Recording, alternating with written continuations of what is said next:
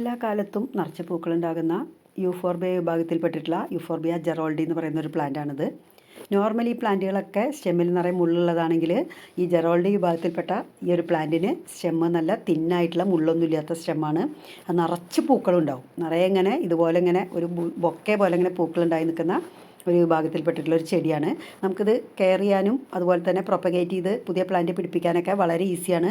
നമുക്ക് നമ്മൾ പുതിയ പ്ലാന്റ് കുറേ എണ്ണം പിടിപ്പിച്ചെടുത്തിട്ടുണ്ട്. ഒരു കട്ടിങ്സ് എടുത്ത് കട്ട് ചെയ്തിട്ട് നമുക്ക് ഏതെങ്കിലും ഒരു പോട്ടിൽ വെറുതെ കുറച്ച് മണ്ണെടുത്ത് വെച്ച് കൊടുത്താലും നന്നായിട്ട് പിടിച്ച് കിട്ടും. പിന്നെ ഫ്ലവറിങ്ങിനുള്ള നമ്മൾ DAP പോലുള്ളതൊക്കെ ഇട്ട് കൊടുത്തു കഴിഞ്ഞാൽ നന്നായിട്ട് ഫ്ലവർ ഉണ്ടാവും. വർഷക്കാലവും വേനൽക്കാലവും ഭേദമില്ലാതെ ഫ്ലവർ ഉണ്ടാകുന്ന ഒരു പ്ലാന്റാണ് ഈ കാണുന്നത്. വെയിലാണ് ശരിക്കും ഇതിനിഷ്ടം. നല്ല വെയിലുണ്ടായാലാണ് നന്നായിട്ട് പൂക്കളുണ്ടാവുക. അതെല്ലാ യൂഫോർബിയ പ്ലാന്റുകളും അങ്ങനെയാണ്. പിന്നെ നമ്മൾ പ്രത്യേകം ശ്രദ്ധിക്കേണ്ട ഒരു കാര്യം എന്താണെന്ന് വെച്ച് കഴിഞ്ഞാൽ യൂഫോർബിയ പ്ലാന്റ് എന്നല്ല, ഏത് പ്ലാന്റുകളും ഹാൻഡിൽ ചെയ്യുമ്പോൾ നമ്മളൊന്ന് ശ്രദ്ധിക്കുന്നത് നല്ലതാണ്. ഇതിന് പ്രത്യേകിച്ചും ഇതിന് കട്ടിങ്സ് ഒക്കെ എടുക്കുന്ന സമയത്ത് അതിൽ നന്നായിട്ട് കുറച്ചിങ്ങനെ പശ പോലെ ഒരു വൈറ്റ് കളർ വരും.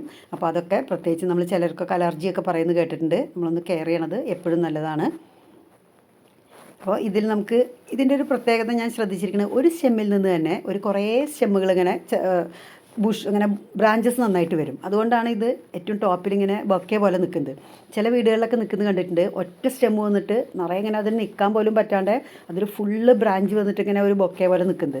എനിക്കിപ്പോൾ ഇതിവിടെ അങ്ങനെയല്ല. കുറച്ച് ഞാനിങ്ങനെ അടിയിലടിയിൽ കുറച്ചധികം കട്ടിങ്സ് വെച്ച് കൊടുത്തുകൊണ്ട് ഒറ്റ സ്റ്റെമ്മിലെല്ലാം ഇത് ഉണ്ടായി നിൽക്കുന്നത്. അങ്ങനെ പല സ്ഥലത്തും കണ്ടിട്ടുണ്ട്.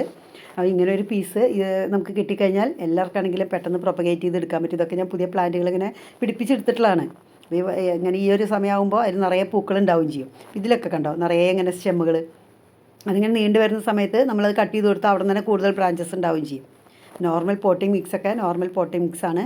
മഴക്കാലത്ത് വേനൽക്കാലത്തും ഒരുപോലെ നമുക്ക് പുറത്ത് തന്നെ വെച്ച് കഴിഞ്ഞാൽ ചീഞ്ഞു പോകുന്നൊരു പ്രശ്നമൊന്നുമില്ല. സാധാരണ യൂഫോർബിയ പ്ലാന്റുകൾ ഫുള്ള് മഴയത്തിരുന്നാൽ പലതും നമുക്ക് പിന്നത്തെ സമയമാകുമ്പോഴേക്കും ചീഞ്ഞൊക്കെ നഷ്ടപ്പെടാറുണ്ട്.